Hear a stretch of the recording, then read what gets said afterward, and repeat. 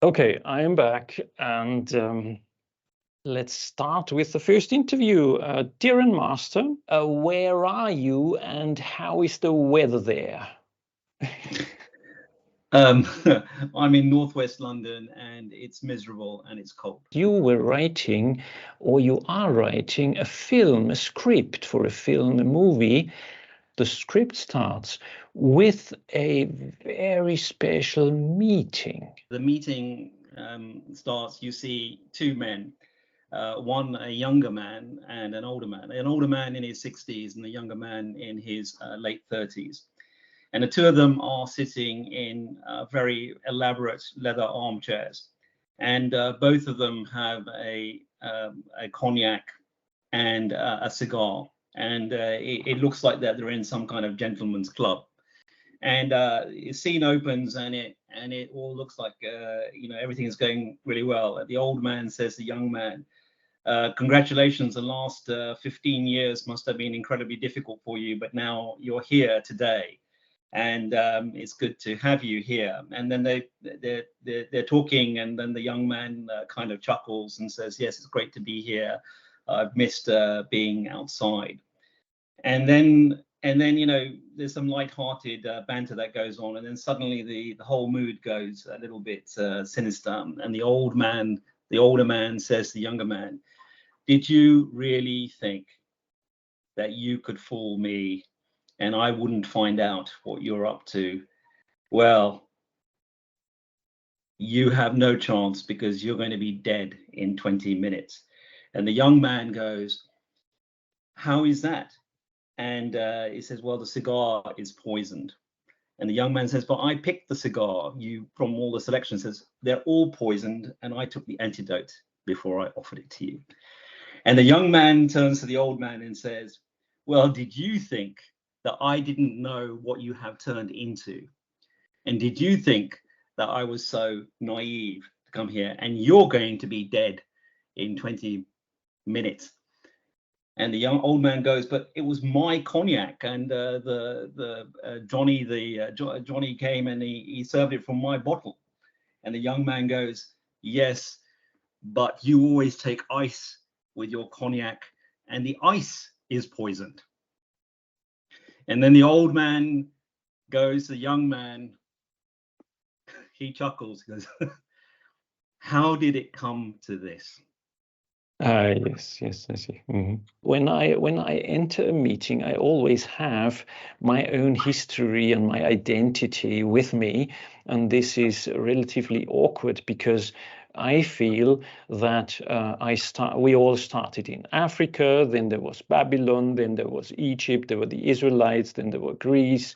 Then there was Rome, then there was some kind of a medieval institution of Europe, then there was, let's say, the Hungaro-Austrian Empire, then the Third Reich, and then me.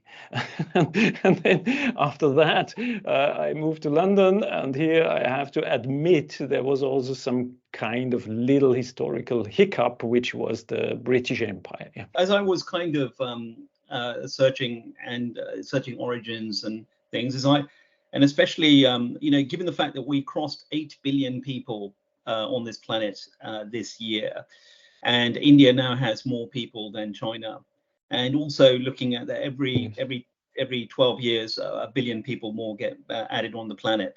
And so I was contemplating these things and then look back at how did all this happen, and I in my research I realized that in about 1000 BC, there were about 100 million people on the planet, and 50 million of those people lived in India. 50 million. So 50% of the world's population was in India. And the reason is because they have 5 rivers and they have 2 harvests, which are independent. And so they're able to, that won't go too much into it, but that was one reason. And at that point, not only did they have 50% of the world's population, but they probably had 70 to 80% of the world GDP. 70 to 80% of the world GDP. And that was the situation right up until the 1600s. Up until 1600s, for 2,600 years, India not only had the world's largest population, but it also accounted for 60% of the world's GDP. In 1600s, Delhi had a population of over 1 million people. The first university in India was in 500 BC. And you simply said meetings are useless. Could we dive a little bit into that? What made you say that? It's what you said, is that, the best meeting is the one where you're in the cave, where you're coming together, and as a result of the meeting is that something new and wonderful emerges as a result of collective contribution, collective energy, and collective wisdom. And so often than not is that that's really you hardly have any meetings like that. So if I call a meeting to solve a problem and there's creative brainstorming going on, that's a good meeting. However, is that the meetings that I have been invited to, especially in the last 10, 15 years by other people, they are never like that. There is somebody kind of broadcasting what they've done this last week or last month. I'm thinking, I don't need to be here to listen to it. You could have sent me a spreadsheet or stuff like that, and I didn't. I don't need to keep on. You don't need to keep on telling me how amazing you are. Hitting KPIs that you basically have fudged, and it's just a complete waste of time. So mind-numbing, and I had to turn up because I was told to. And once a month is that the whole day. There was a half a day, and then followed by one day.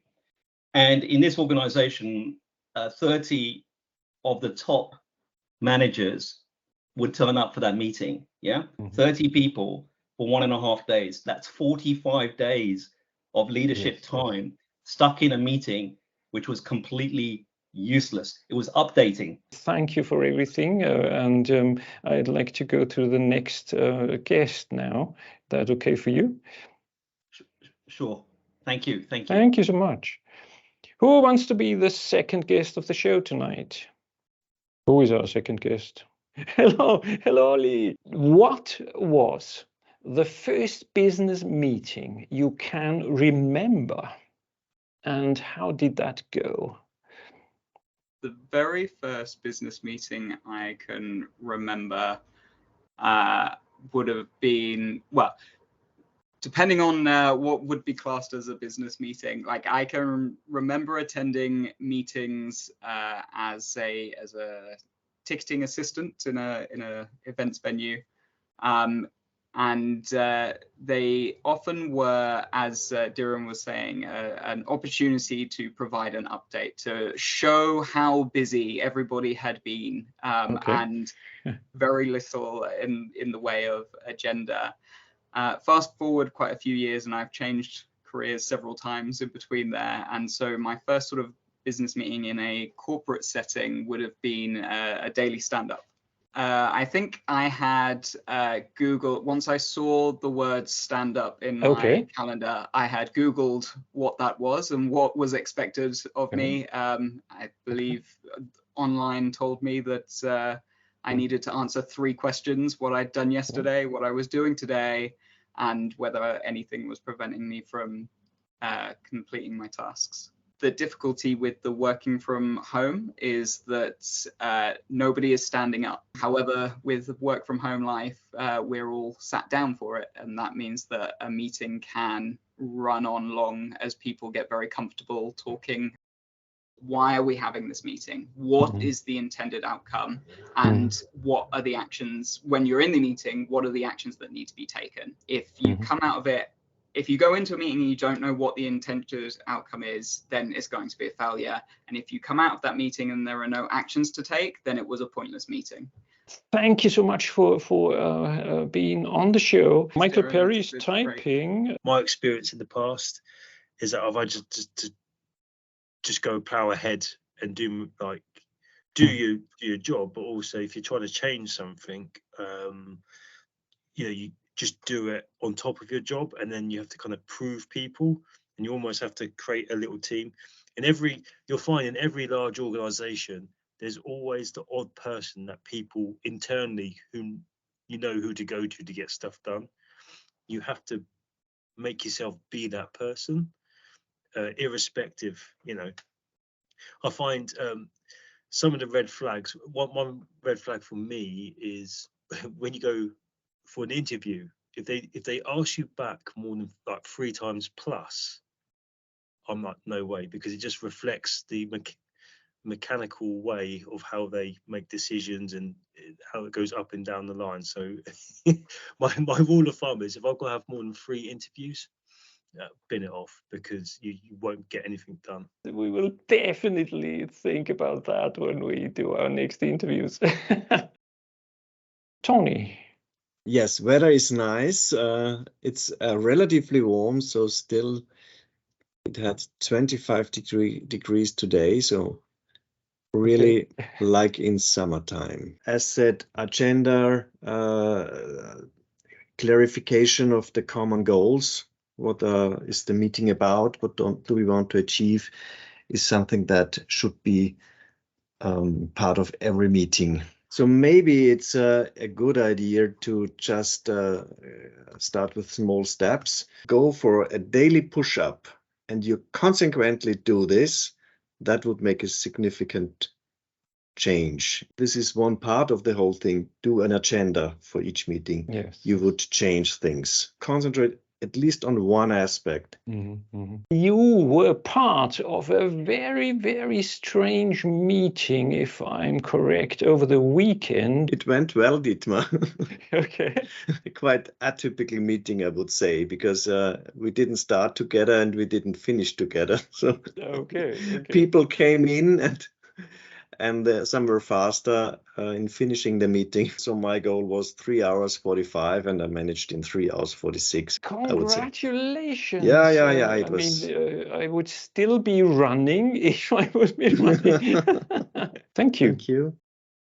Martin, do you also want to join us? I can hear you, yes. I am currently in West London. Do you remember any meeting which was really had a high impact of your onto your life? I guess let's not make it a weird meeting. I guess the meeting I had with you. Did you spend a lot of time in stand-ups? Yeah, I was in stand-ups pretty much for like every day. Like I had very little idea of what was going on, and I had very little idea of like what the people in the stand-up were talking about. At the beginning, I had very little to offer, and I wasn't doing that much at the beginning. In those stand-ups, I felt really useless because everyone would give their updates, and it would seem like they actually achieved something in the last day, when all I did was like, I don't know, smash my head against the table all day because it's being stuck on something. Yes. But then that improved as time went on. Thank you so much. Is there any last word from Daniel you want to add? Cool. I didn't expect so many guests, and they had some very interesting things to say. Good night. Alpha and leadership. AI and leadership. Art and leadership. Bullshit and leadership. Career and leadership. Change and leadership. Communication and leadership. Conflict and leadership. Creativity and leadership. Crisis and leadership. Cult and leadership. Culture and leadership. Darwin and leadership. Discipline and leadership. Fairness and leadership. Fear and leadership. Friendship and leadership. Gender and leadership. Guilt and leadership. Happiness and leadership. History and leadership. Humor and leadership. Journeys and leadership. Language and leadership. Locations and leadership. Luck and leadership. Math and leadership. Meetings and leadership. Mental health and leadership. Models and leadership. Money and leadership. Music and leadership. Narcissism and leadership. Parents and leadership. Plan and leadership. Politics and leadership. Power and leadership.